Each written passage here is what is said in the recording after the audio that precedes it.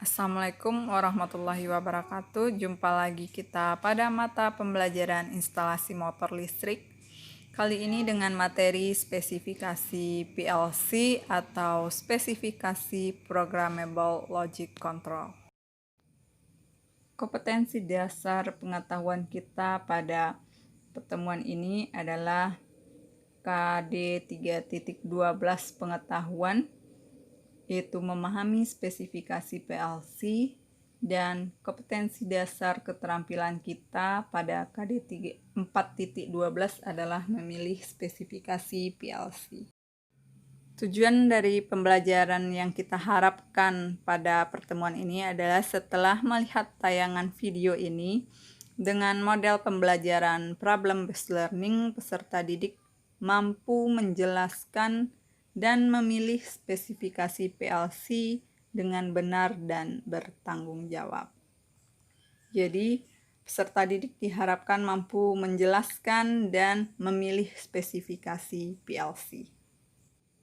Kita masuk ke pengertian PLC atau Programmable Logic Control. Menurut National Electrical Manufacturing Association atau NEMA, PLC ini adalah suatu perangkat elektronik digital dengan memori yang dapat diprogram untuk menyimpan instruksi-instruksi yang akan menjalankan fungsi-fungsi spesifik seperti fungsi logika. Nah, fungsi logika ini telah pernah kita pelajari, yaitu logika AND, OR, NOR, NOT, dan XOR juga, dan masuk fungsi-fungsi logika lainnya. Kemudian juga akan menjalankan fungsi sequencing atau kontrol secara berurutan. Misalnya pengontrolan tutup botol pada suatu industri ada urutan-urutannya, jadi sequencing seperti itu. Nah, kemudian PLC ini akan menjalankan fungsi timing atau pewaktu dan counting, penghitung, juga aritmatika, penjumlahan, pengurangan, perkalian, dan pembagian. Fungsi logika ini yang akan mengontrol mesin dan proses yang dilakukan oleh PLC. Nah, ini adalah gambar dari PLC atau bentuk dari Programmable Logic Control. Kemudian kita lanjut pada pengertian Programmable Logic Control yang berikutnya. PLC dikatakan sebagai programmable di sini karena PLC ini sebagai alat pengendali yang mempunyai kemampuan bahwa programnya dapat diubah atau dimodifikasi berdasarkan deskripsi kerja yang diinginkan, tanpa harus mengubah sistem instalasinya. Jadi, kalau pada programmable ini, PLC bisa diubah atau dimodifikasi programnya tanpa mengubah wiring diagram pengawatannya. PLC bekerja secara logik. Nah, di sini karena PLC ini bekerja berdasarkan logika. Nah, PLC ini akan melakukan fungsi-fungsi logika tadi seperti timing, counting, dan aritmatika, dan sequencing, seperti itu. PLC sebagai controller. Nah, PLC di sini disebut sebagai controller karena kemampuan PLC itu bisa untuk mengendalikan. Dia bisa mengendalikan suatu plans atau suatu sistem yang berdasarkan dengan instruksi-instruksi kerja yang telah kita buat. Kemudian kita masuk pada tipe PLC berdasarkan ukuran dan kemampuannya. Nah, yang pertama di sini adalah PLC tipe modular. Nah, PLC tipe modular ini adalah atau dikenal juga dengan PLC tipe rack mounted PLC. Nah, sistem rack ya, seperti itu. Pada PLC modular ini, jumlah input dan outputnya tidak tetap. Nah, input dan output dapat ditambah ke sistem PLC modul oleh pengguna, seperti itu. Jadi, pada tipe PLC modular ini bisa dilakukan penambahan input dan output. Oke, seperti ini gambar dari PLC tipe modular. Nah, ini adalah rangkaian catu daya, ada modul input dan modul output. Jadi PLC modular ini dapat dilakukan penambahan oleh pengguna. Kita masuk yang kedua, yaitu PLC tipe compact. Nah, PLC compact di sini juga dikenal sebagai fixed PLC. Fix ya, berarti tetap. Nah, di dalam PLC compact ini jumlah input dan output sudah ditetapkan karena kapasitas I/O-nya atau input outputnya telah ditentukan oleh pabrikan, bukan oleh pengguna. Nah, contoh dari PLC tipe compact ini biasanya PLC yang kita pakai di sekolah-sekolah, yaitu seperti tipe PLC CP1E, seperti itu, CP1L, dia sudah ada PLC tipe compact. Selanjutnya kita masuk pada tipe PLC berdasarkan input dan output. Perbandingan dari input dan output PLC adalah 3:2. Sebagai contoh, apabila tipe PLC kita N40, berarti jumlah input dan outputnya adalah 40. Jadi input PLC-nya ada 24 buah input dan outputnya adalah 16. Kenapa 3:2 di sini? Kalau 24 kita bagi 8 jadi 3. Kalau 16 kita bagi 8 jadi 2, seperti itu.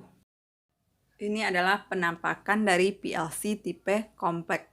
Nah, jadi input PLC itu lebih banyak dibandingkan output dari PLC. Ini adalah input PLC yang di bagian atas ya. Jumlahnya ada 2 buah channel 0 dan channel 1.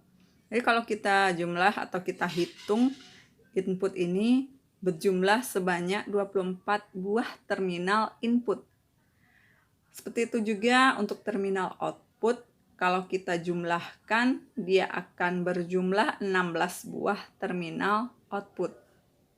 Seperti itu, Ananda. Kita masuk pada tipe PLC berdasarkan jumlah input dan output tadi. Ada yang namanya yang pertama PLC tipe mikro. Kenapa disebut mikro di sini? PLC ini dikategorikan mikro karena jumlah input dan output pada PLC itu kurang dari 32 input output. Nah, ini contohnya adalah PLC seri N20 pada Omron. Ini adalah jenis PLC tipe mikro karena input dan outputnya kurang dari 32. Selanjutnya kita masuk pada yang kedua, PLC tipe mini. Dikategorikan mini karena memiliki input output antara 32 sampai dengan 128 input dan output. Jadi tipe PLC ini adalah mini. Ini contoh dari PLC seri N40. Nah, jumlahnya input dan output adalah 40. Jadi PLC ini bisa dikategorikan dengan PLC mini. Selanjutnya kita masuk pada PLC tipe large. Nah, PLC ini dikategorikan large atau besar ya, karena memiliki input dan output lebih dari 128 input dan output. Nah, ini dapat kita temukan pada PLC sistem rack mounted tadi, atau PLC tipe modular yang bisa dilakukan penambahan modul sebanyak yang diinginkan oleh pengguna, seperti itu. Kemudian kita lanjut pada tipe PLC berdasarkan catu daya PLC. Nah, yang pertama PLC AC, alternating current. Berarti PLC ini sumber catu dayanya adalah arus bolak-balik dengan tegangan 100 sampai 240 volt AC.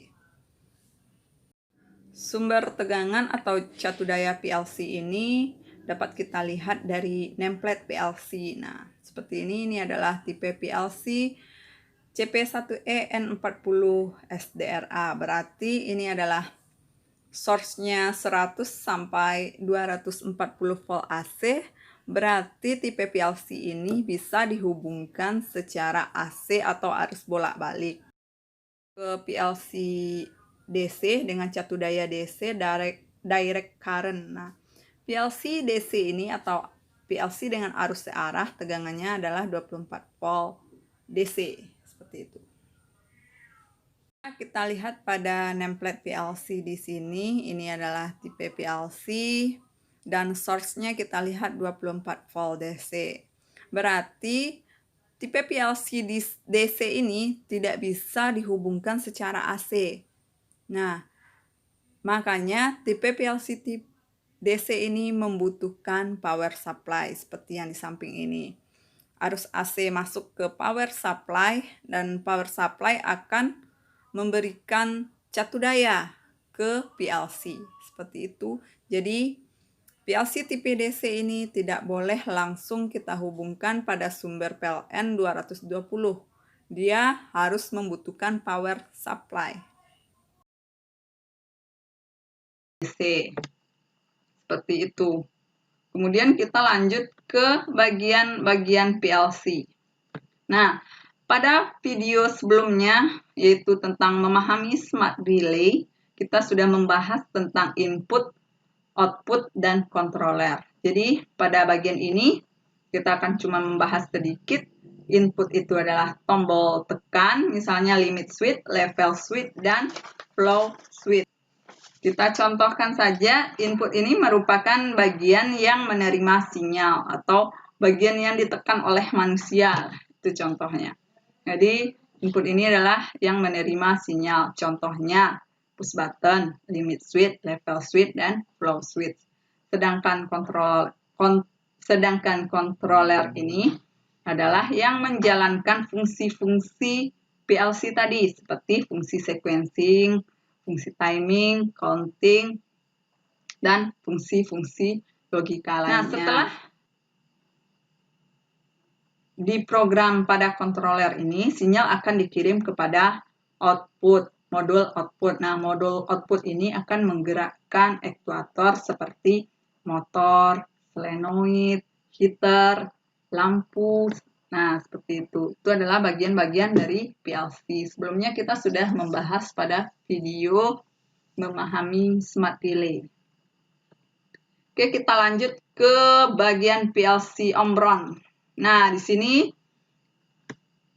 bagian PLC. Nah, di sini adalah kita pilih PLC CP1E N40DRA. Nah, di sini kita pilih bagian PLC Omron CP1E N40DRA. Ini adalah penampakan dari PLC Omron CP1E N40DRA. Ini adalah bagian-bagiannya, catu daya. Nah, catu daya dan grounding. Karena ini adalah catu dayanya AC, maka kita bisa menghubungkan catu daya langsung AC, yaitu fasa dan netral. Kemudian ada groundingnya untuk pengaman. Nah, selanjutnya kita di sini juga ada catu daya output. Nah, di dalam PLC ini, catu daya yang kita kirimkan dari AC, di dalam PLC catu dayanya akan keluar sebagai catu daya DC. Nah, DC 24 volt. Dia akan keluar otomatis. Nah, dia akan keluar catu daya output. Nah, yang ini ditunjukkan adalah input terminal. Input terminal, ini ada dua channel, ada channel 0 dan channel 1. Kemudian yang selanjutnya ini adalah bagian dari output terminal.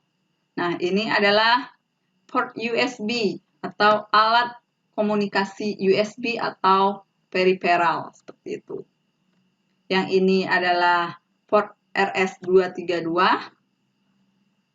dan Ini adalah lampu indikator atau indikator status PLC. Nah, apabila misalnya PLC hidup, dia akan menghidupkan indikatornya ini. Apabila terjadi kesalahan juga akan hidup menandakan terjadi kesalahan seperti itu. Lalu kemudian ini adalah tutup ekspansi atau slot expansion. Demikianlah pertemuan kita kali ini tentang spesifikasi PLC. Kita lanjut pada pertemuan berikutnya tentang memahami gambar kerja PLC. Terima kasih telah menonton video ini. Assalamualaikum warahmatullahi wabarakatuh.